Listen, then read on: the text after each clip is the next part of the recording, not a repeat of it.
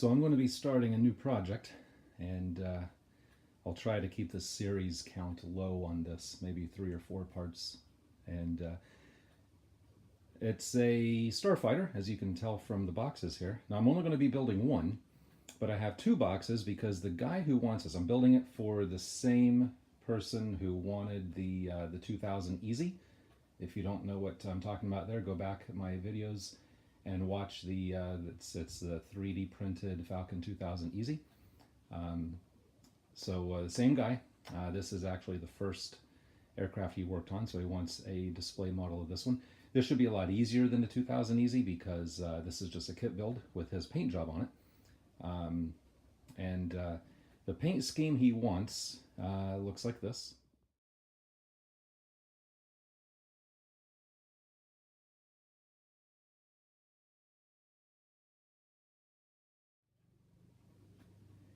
And he very specifically wants a 104G.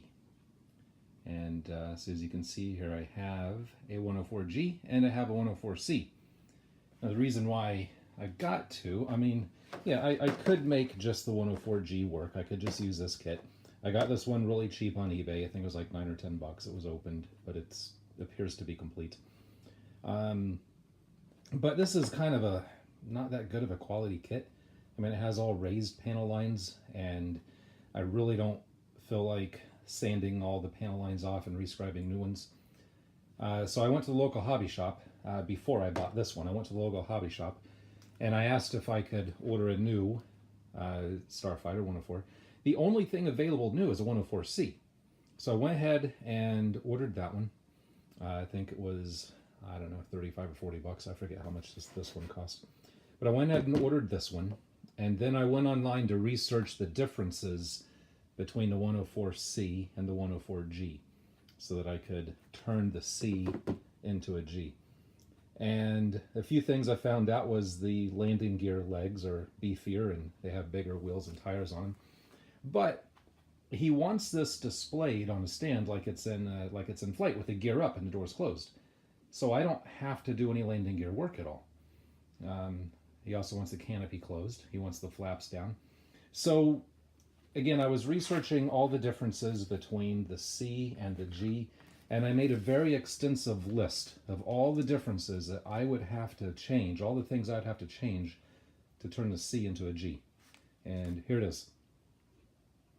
The rudder, the ejection seat, and the instruments, or the avionics package. So that's not a lot. That's not much. So basically, the 104G has a bigger cord for the vertical and rudder setup. The rudder sticks out further. It's a bigger rudder for better yaw control. It has a different ejection seat and different avionics. So the only thing I need out of this kit, the only thing I need out of here is like the cockpit parts and the rudder. So I will either cut the rudder off of this one and attach it onto that one, or I'll just use this as a template to scratch build a new rudder over there. Haven't quite figured that out yet. Now the seat, let's take a look at this 104G kit here. The seat in here is not very good. Here's, there it is. There's the seat. Is that going to focus? Focus. Man, there's just too much stuff for it to try to focus on. But that seat's kind of not very good. Now the instrument panel is okay. I plan on using the instrument panel. I may use some of the other cockpit sidewalls, other cockpit parts. There's a little pilot in here. Now, I'm a little bit disappointed in the pilot figure that came in this one. More specifically because it did not include a pilot figure. I can't believe that for as detailed as this kit is and for as nice as this kit is, there's no pilot in there. So I'll have to use this guy right here from the other set. I think he's okay. Again, it's not focusing very well, but he's got enough details on there. I'll have to paint those up. Now the seat in this one, it's a very detailed seat. There's like, I forget what I read, something like 20 odd pieces just to make the seat in this one. Whereas in this one, the seat is like one piece. But this one is the wrong seat. So I went online and I ordered this 1/48 scale. The ejection seat is a man. Why doesn't that focus? I need a good camera. There we go, a little bit better. The Q7 ejection seat. Now there's actually two of them in here. I took one out already. That seat has a lot of nice detail on it. They gave me two, either because they just assumed I would screw one up, or maybe they made it for people who are maybe building a TF104, which is a trainer, which has two seats. I'm only going to need one seat. Before I do anything with this, before I paint it, I have started already removing the seat belts. So I'm using this tool. I bought this tool probably 5 or 6 years ago, and this is my very first time using it. So it gives us a nice handle to hang onto the thing. But I can get in here and I can focus. I can start removing the seat belts that were molded into that. I know you can't see that very well. I apologize. But along with this tool to hold it, you also need one of these little magnifying eye loop things. This is a 10x magnifier. If you get a set of these, if you get the cheap Harbor Freight ones, I'd recommend you drill a hole in the top, and when you put that in your eye, put the hole up, so when any light goes in, it actually helps you see better. It brings more light into the thing. And but with this and this, to give you something solid to hang on to, and a good sharp hobby knife, you can start removing things you don't want, like seat belts. And that's really stinks that I can't get that to focus any better. But anyways, I got some of the lower seat belts removed. I got to get some of the upper ones removed. And the reason why I'm removing them is because I bought a seat belt set. Let's just take a quick look at that. So on eBay from Big Ed, I got the 104G detail set. And in here, I already did that. But in here, here's a seatbelt set. And I've not used these before. It says it's super fabric. Apparently you just peel those off and glue them in place. So I'm a little curious to see how well those actually work. And I got, what was this? Photo etched F104G upgrade set, which I probably won't really use much of that. I'll use this piece around the exhaust. That'd look nice. I'm not sure. A lot of these pieces are for detailing the landing gear, which I'm not going to have landing gear. So I won't need, probably half of those I won't use. And I got a whole bunch of remove before flight tags, which are kind of cool. But I'm not going to use them because this is going to be displayed in flight. And obviously you remove those before flight.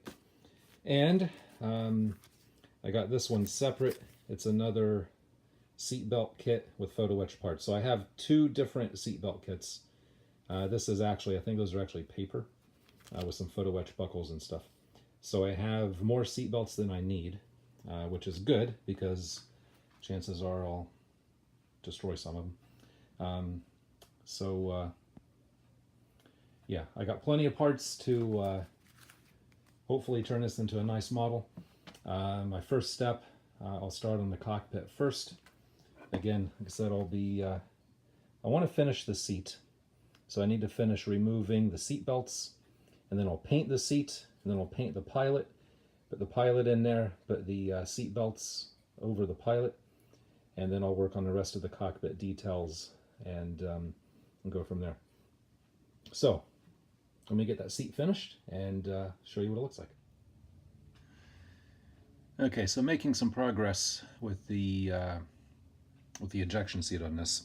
Been having a little bit of an issue because if you remember, this was the seat from the cheaper set from the other kit, and it's good and it would probably be usable. It just doesn't quite have the detail I was looking for. So I bought, as I showed you, two seats from here. And those seats, as we can see, quite a bit more detail, but you can tell how much bigger that seat is. So, I mean, it's set for 1/48th scale, but I didn't really think too much of it until I actually tried fitting the seat in here. Bottom line is, if you just put it in, the canopy would not fit. The canopy was hitting the top of the seat. So I had to figure out how to lower the seat or shorten the seat. What I ended up doing, if we take a look, this is the one I'm working on here. This is the one I'm shaving the seat belts off from. And if we compare that to the other one that I have not done anything to, if we just kind of do a side-by-side comparison here, you can see the one I'm working on, I've actually shortened it by a couple of millimeters. And basically the way I did that was I cut the seat right here. Okay, cut the seat right here. And I just shaved off about a millimeter or so on the top part, and then a little bit on the bottom part, and then I reattached them. And then that gave me this. And you'll notice this part right up here, that part is where they pack the parachute. And so you'll notice what they did is that shortened that part. And it actually looks more like the reference photos. And just to give you an idea of those the photos I'm looking at, this is what I'm basing it off of.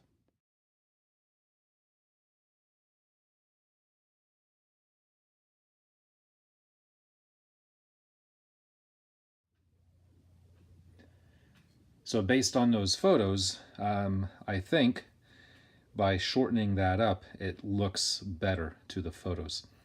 Now, in order to fit the seat in the cockpit, what I did, I cut a hole in the bottom of the cockpit floor. Now, I could have just left that, and I could have just shaved or sliced all of that off from the bottom of the seat and just glued the seat right to the floor of the cockpit. But I left that on so I could have something to hold it with while I'm working on it.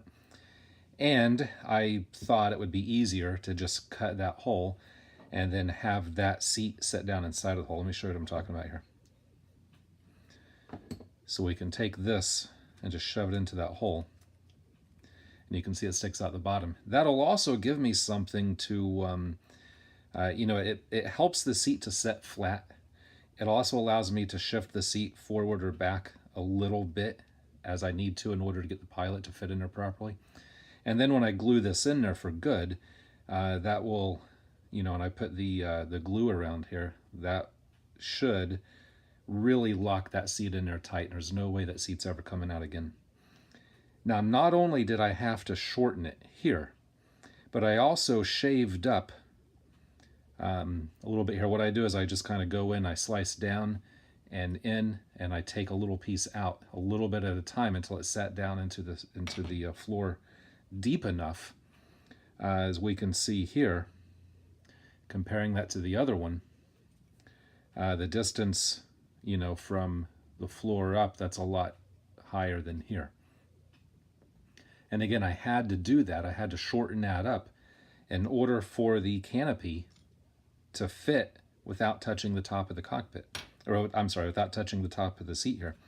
And one concern I had was if I keep lowering this, if I keep lowering the seat, then the armrest of the seat, they might end up being too low on this sidewall console here, the sidewalls here.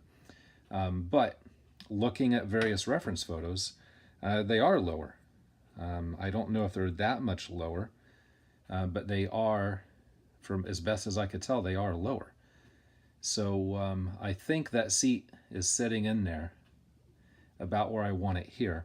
And if we put that into the side of the fuselage here, and that just kind of goes in here, and there's a little bracket right here, and that holds, that gives a place for that back wall or bulkhead to sit in there. So now with that in there and that seat all the way down, the canopy, make sure I get that on the right way, the canopy now fits without touching the top of the headrest. See, before before I did anything, that canopy was probably 2 or 3 millimeters away because it was just resting on the top of the headrest. But now it can sit all the way down, and there's some room. And again, I was a little concerned that maybe it was too close. I mean, it's not touching, but how much room is actually there on the real airplane? And I honestly don't know. But looking at other photos, again, if we just take a look at take a look at this photo here.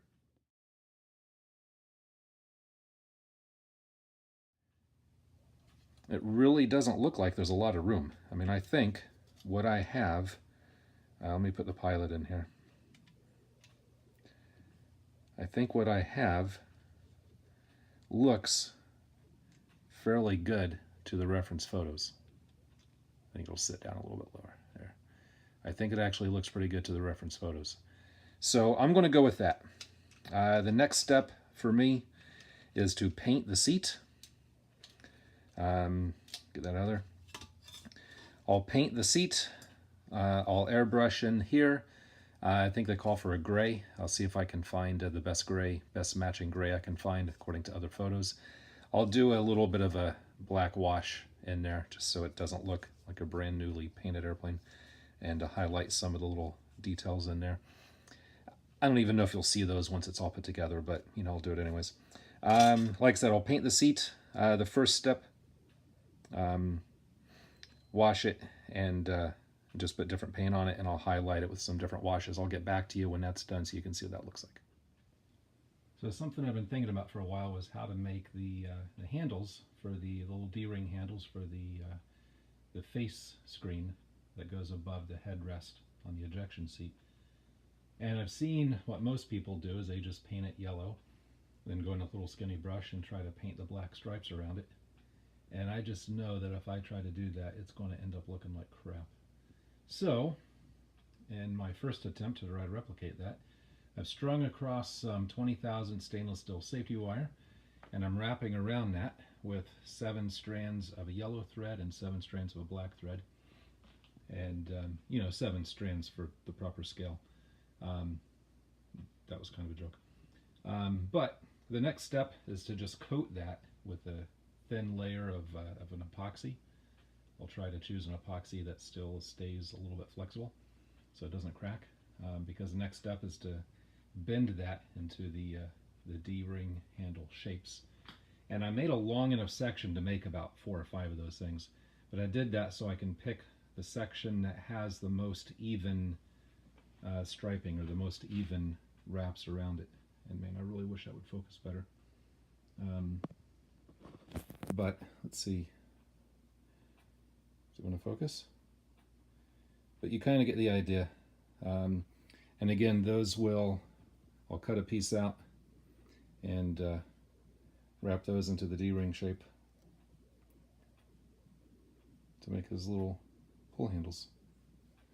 So anyways, and in case you're wondering, that is much more time consuming than it looks. So if that doesn't work, I have another idea. And if that idea doesn't work, then I guess I'll just have to do as best as I can with just painting the little stripes on there. And I realized that this video is getting really kind of long. I know a few minutes ago I said that my next step was to paint the seat, but I just realized I don't quite have all the colors I need. So I need to make a run out to the hobby shop, and I'm not sure exactly when I'm going to get to do that.